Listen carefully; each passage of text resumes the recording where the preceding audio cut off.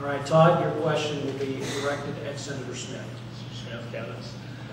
Many people who live in Western North Carolina believe they do not receive equitable share of state road dollars, school funds, and economic development assistance.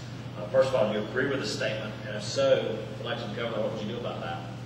I do agree with the statement. I have been to Western North Carolina over 60 times in the past year or so, and I've been to every county in Western North Carolina to talk to the good people in Western County, and they feel like they're left out. Matter of fact, when I went to Cherokee County, I was told right quick that they were closer to 7 capitals than they were to Raleigh, North Carolina.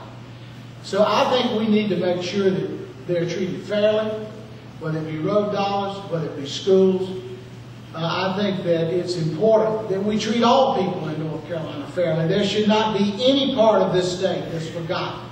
And that's why I've conducted my 100-county barbecue tour to talk to citizens in every county.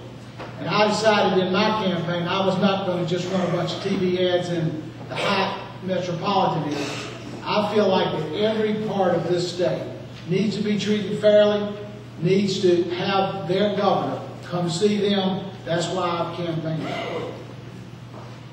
Well, Todd, as you know, I'm from Western North Carolina. I grew up there, practiced law in Asheboro, and kept the voting residents up in the western part of the state. And trust me, I fully understand the frustrations that they feel up there with a mindset in Raleigh that Western North Carolina is somewhere around Lexington or Salisbury. However, I do want to add, I think there are other parts of this state, including rural eastern North Carolina, that have felt that they've been getting the short end of the stick when it comes to resources and consideration. And frankly, it's because we've got one-party domination in this state. We've got a handful of people controlling the legislature, and all you have to do is look and see where Senator Bass Knight wants the money to go on the coast, and that's where the money's going to go, or Senator Rand down in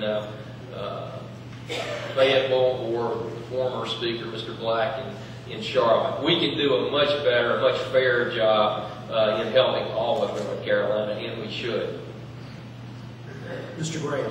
Yeah, the lottery funds, this lottery that was going to solve all our problems, needs to be reformulated, and we need to divide the money on a more per pupil basis. That would help Western North Carolina get more of their share of the lottery funds, of which they get very little right now, because they endeavor to keep their taxes low. And those counties that do that are penalized. DOT, what a more political, Soviet-style, corrupt outfit do we have?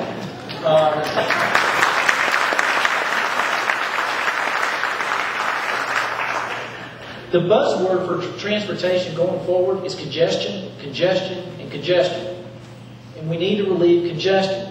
And what strikes me as odd is the same people that are advocating, move money to my particular district and not relieve congestion are the same people that will crow about environmental concerns and sit and watch people sit in traffic and cause pollution to occur in the same crowd. So we've got to depoliticize all of these areas of state government. Mr. Powers. There's a lot of people in the rural section that are paying taxes, and their taxes are going higher, and you never see no new asphalt. So your roads aren't getting paved, but they're charging you higher every year.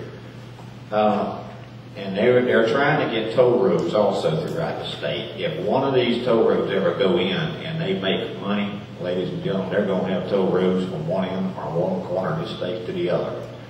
And the question is, how do we come and share all this money? Because we all send our money to Raleigh. They take it, very few take it and sort it out to different areas. So I've got ways, if you'll go to my website, I've got ways we can create. I've stated over 2,000, but we'll be all over 3,000 jobs per county in this state. And look at the millions and billions of dollars that will be staying in your county.